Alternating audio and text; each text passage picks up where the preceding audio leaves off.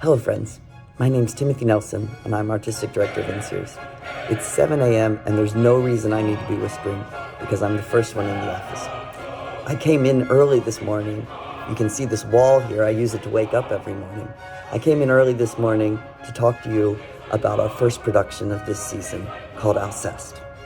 One of the things I love about In-Series is the way that in our values statement, we say that we embrace complexity. If you know anything about our work, you know that we bring together inspiration, sources that are diverse and myriad, from history, from poetry, from music, of course, from dance, things which seem on the surface not to go together, and then we let them resonate in conversation with each other in a way that creates deeper and more significant meaning.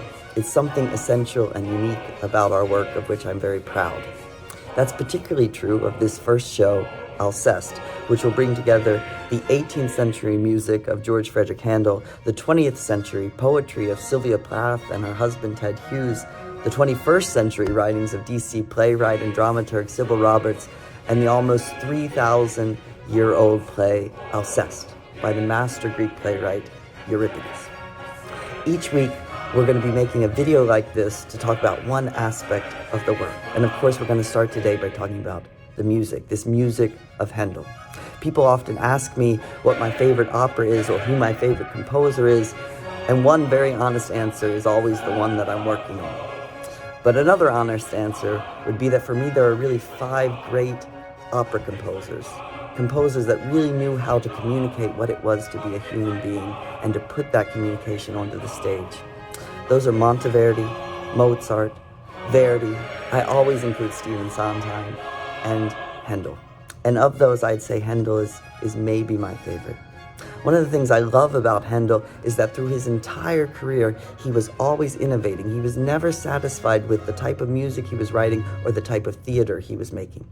This was true all the way to the end of his career. In the last years of his life, one of the pieces he wrote was this strange little piece called Alceste. It was a new type of theater, a type of theater that would blend spoken word and music in unique ways. And it was so bold, so revolutionary, that the theater that had commissioned it, in the end, said that they couldn't perform it. It was never performed in his lifetime on the stage. And though it's been performed in concert and recorded since, it's never actually been presented on the stage until now. So it's fair to say that In-Series will be giving the world premiere of a new Handel opera called Alceste, and you can be the first audience in the world to ever see this put onto the stage. Now, to create this score, we've used this wonderful music from the end of Handel's life. Music that is simple, that is direct, that communicates a certain evanescence about the human spirit. But we had to bring in other music to complete this, and we've turned to an early opera by Handel called Admetto. Now, Admetto and Alceste are based on the same story. They're based on the same play of Euripides, so Handel treated this theme twice.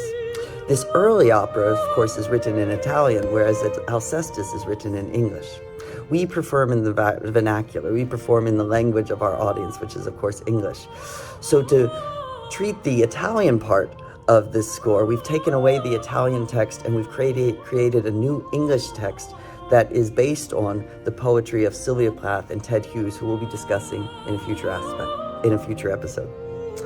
I can't rave enough about this music. We have a wonderful cast of singers who specialize in music of the Baroque and particularly the music of Handel. We have a period orchestra. This is a unique opportunity to see some of Handel's best, most mature music that he wrote at the end of his life come to life on the stage. I hope that you'll join us for it.